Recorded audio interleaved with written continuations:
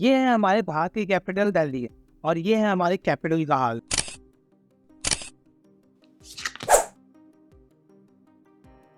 यहाँ सड़क, हवा, पानी सब कुछ पॉल्यूटेड। इतना ही नहीं, हमने तो ह्यूमन मेड माउंटेन भी बना रखा है जो कुछ इस तरह दिखाई देता है और इसमें इस तरह से गाड़ियां चलती हैं। पर ऐसा भी नहीं, ये हाल सिर्फ दिल्ली का है। कुछ जगहों को छोड़ के ऑलमोस्ट पूरे भारत का यही हाल है और इस वेस्ट को जनरेट करने वाला कोई और भी नहीं, हम इंडियंस ही हैं। हम इंडियंस हर दिन 1.6 मिलियन टन वेस्ट जनरेट करते हैं और इन वेस्ट को हम कहीं भी फेंक देते हैं। बट वेट, मैं भारत के बारे में यहाँ पे नेगेटिव बातें करके आपको डिप्रेस नहीं करना चाहता, और कोई नेगेटिव बातें करता है तो उसे हमें मुंह तोड़ जवाब भी देना चाहिए। पर ये प्रॉब्लम इतनी बड़ी होती जा रही है कि इसके बारे में बात करना बहुत ज्यादा इंपॉर्टेंट हो गया है। इसलिए हमें इस कड़वी सच्चाई को एक्सेप्ट करके इसे सॉल्व करने की जरूरत है। और जब तक हम इस प्रॉब्लम के बारे में बात नहीं करेंगे तब तक ये सॉल्व भी नहीं होने वाली। और बल्कि हम तो उस सिविलाइजेशन से है जिन्होंने पूरी दुनिया को सिखाया है। जहाँ आधी दुनिया जंगलों में रहती थी तो हमने बड़े बड़े महल और मंदिर बना लिए थे। एक प्रॉब्लम के लिए हमने एक प्रॉपर सॉल्यूशन ढूंढ लिया था। पर अब ऐसा क्या हो गया जो हमारे भारत का भी ये हाल है? इसी के बारे में हम डिटेल में बात करने वाले हैं इस वीडियो में। तो हम लोगों में इधर उधर कूड़े फेंकने की प्यारी सी आदत कहाँ से आई, इसे जानने के लिए चलिए थोड़ी हमारी हिस्ट्री को देखते हैं। यदि अब आर्कोलॉजिस्ट के अकॉर्डिंग देखिए तो पाएंगे इंडस वैली सिविलाइजेशन में वेस्ट डिस्पोज की एक प्रॉपर मैनेजमेंट थे। सभी तरह के वेस्ट को प्रॉपर डिस्पोज किया जाता था। इसके बाद आया राजाओं का दौर, जिसकी वजह से हमारे भारत में कई बार इन्वेजन हुए हैं। इसी वजह से यहाँ पे बहुत ज़्यादा माइग्रेशन भी हुए हैं। और जब लोग माइग्रेट होते हैं तो अपने पीछे काफ़ी वेस्ट छोड़ते हुए जाते हैं। इसका सबसे बढ़िया एग्जाम्पल आप अपने घर में ही देख सकते हो। जब आप अपने घर को शिफ्ट करते हो तो पहले वाले घर में आप काफ़ी ज़्यादा वेस्ट छोड़ते हुए जाते हो, और यही उस समय भी होता था। और जहाँ माइग्रेशन कम हुए वो स्टेट आज भी काफी क्लीन है। जैसे भारत में ही आप नॉर्थ वेस्ट को देख सकते हो, बल्कि नॉर्थ वेस्ट का तो एक ऐसा भी विलेज है जो पूरे एशिया का सबसे क्लीनेस्ट विलेज है। पर इसके अलावा भी उस टाइम एक चीज काफी फेमस था, जो है कास्ट सिस्टम। यानी कोई दलित या लोअर कास्ट का ही सफाई के लिए बने हैं और अपर कास्ट के लोग सिर्फ उन पर रूल करेंगे। और कई सौ साल बीत जाने के बाद भी आज भी लोगों में ये मेंटेलिटी एग्जिस्ट करती है। बस आज लोग कास्ट सिस्टम पर जज ना करके लोगों के जॉब से जज करते हैं, और ये मेंटेलिटी भारत को धीरे धीरे वीक बनाती जा रही है। और इन सब के बाद आए ब्रिटिश, जिनको हमसे बहुत ज्यादा लगाव था। इतना लगाव कि सबसे पहले उन्होंने हमारे एजुकेशन सिस्टम को ही बदल दिया। हमारे देश में हमें मजदूर बना के हमसे काम करवाने लगे। हमारे रहन सहन पहनावे सब कुछ को चेंज कर दिया और हमारे देश को इतना लूटा जो आज के एस्टिमेट के अकॉर्डिंग 45 ट्रिलियन डॉलर है।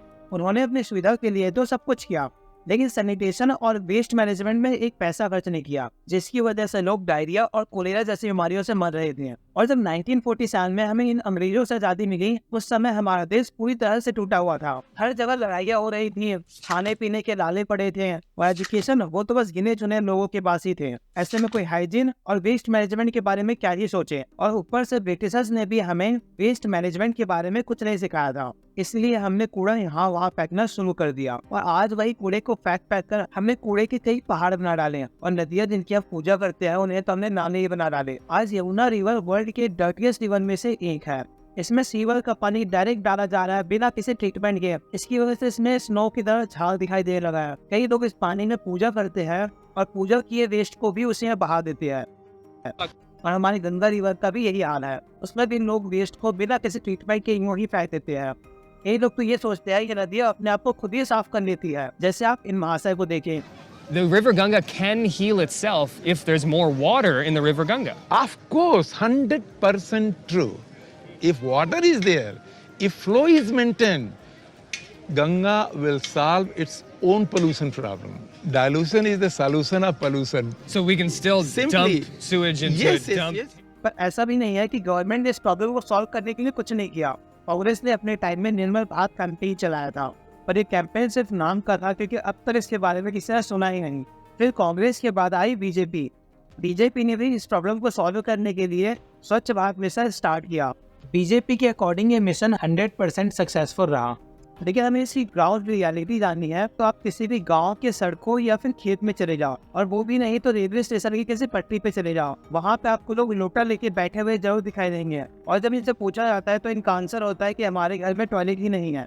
और कई लोग का आंसर है, टॉयलेट में तो सिर्फ शहर के लोग जाए, हमें तो खुले में ही पसंद है। ये काफी खतरनाक हो सकता है क्योंकि इससे गंदगी फैलती है, और खासकर बच्चों की ग्रोथ और हेल्थ के लिए तो बहुत ही ज्यादा डेंजरस है। पर ऐसा भी नहीं कि गांव का ही ये हाल है, शहर के लोग तो गंदगी के लिए इससे 4 गुना और आगे हैं। यहाँ के तो कई पढ़े लिखे लोग भी मेट्रो जैसे पब्लिक प्लेस में सुट्टा मारते हैं, मूंगफली खाकर उसके छिलके वहीं फेंक देते हैं, पॉलिथीन और रैपर तो कहीं भी फेंक देते हैं, और कुछ लोग तो गुटखा और पान मसाला खाकर दीवारों को पेंट कर देते हैं। पर ये प्रॉब्लम सिर्फ शहर और गाँव की नहीं है, ये प्रॉब्लम पूरे भारत की है, और ऐसा भी नहीं कि इसे सॉल्व नहीं किया जा सकता। इसका सबसे बढ़िया एग्जाम्पल इंदौर है, जो कभी इन्हीं डर्टी शहरों में से एक हुआ करता था, पर आज उसी इंदौर को कई सालों से क्लीनेस्ट सिटी ऑफ इंडिया का रिकॉर्ड मिल रहा है। पर इंदौर में ये चेंज आया कैसे?